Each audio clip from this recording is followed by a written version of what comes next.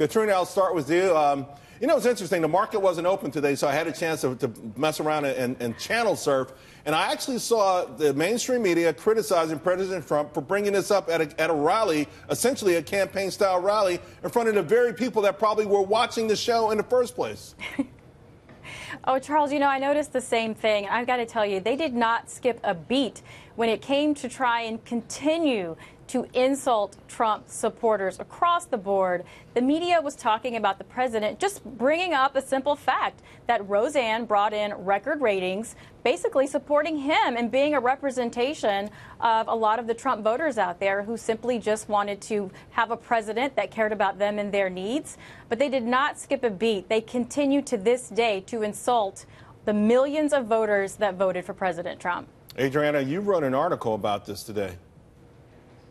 Yes, absolutely. In the Herald today, I have an article out saying that undoubtedly, with Roseanne's smashing ratings success, this will now usher in a new era in Hollywood where conservatives are given a seat at the table. Because, as you know, Charles, for far too long, Hollywood has never missed an opportunity to mock and demean Republicans, traditional values, our president, our vice president.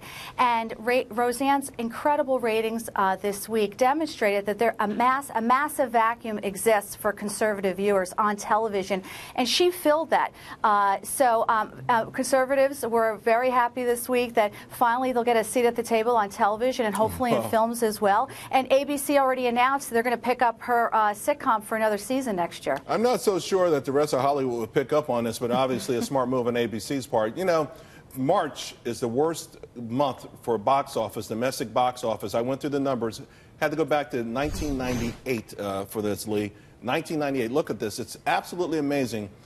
This is domestically, so it's pretty clear. There's a massive disconnect, and this is not just unique to March. February, if it wasn't for Black Panther, probably would have been a disaster. Last summer was a disaster.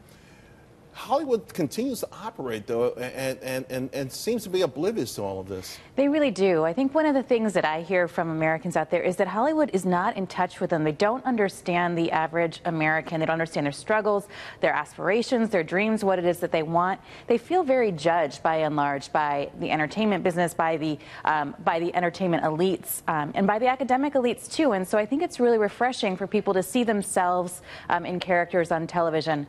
I also think that there's a big opportunity for a show like this to actually help people understand that you don't look down at the Trump voter. There's a lot of good in them. They're family-oriented, they're hardworking, they have the American dream, and I think that if people can watch this show who might disagree with Donald Trump can start to understand the goodness in the American people, and that's what I think is sorely lacking from the conversation. To have a cathartic feel for the whole nation. Yeah, let's hope so. You know, Katie, though, that whole elitism thing on full display again. Roseanne's one of the stars in the original version of her show, Sandra Bernhard, essentially echoing Hillary Clinton, saying that the women who voted for Donald Trump were forced to by their husbands, and just really sort of, I mean, really belittling the women who went to the ballot box and voted for the president.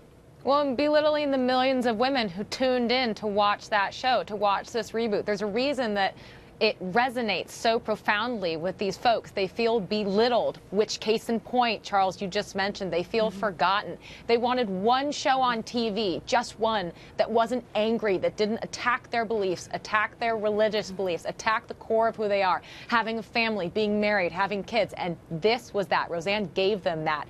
And I'm not surprised to see over 18 million people tuning in. I think it's at over 20 million now. It's skyrocketing because finally they had someone who said, you're not forgotten, there's nothing wrong with you, and we hear you. So, Katrina, are we looking at a potential running mate if Mike Pence doesn't want if Mike Pence doesn't want to go 2020? Wouldn't that be great? I think that would be pretty amazing. You know, Roseanne deserves a Peace Prize because what she did, Charles, is she brought America to the table, and she put on full display how people who disagree can still be a family, can still be a part of one another's lives, and just simply state why they feel that way. And she did that so eloquently in this show, and that's exactly why it got picked up for the next season. And I got to take my hat off to ABC. You know, prior to the election, they had a show on called Last Man Standing, which also did really well, which incorporated some of this as well. And so I'm just really excited to see that Roseanne had the courage to come out and put this show out there as strong as she did. And she's taken on the liberals that are giving her a hard time. So my hat's off to her. She's tough. Ladies, I wish we had more time. I wanted to continue this, but we've run out of time.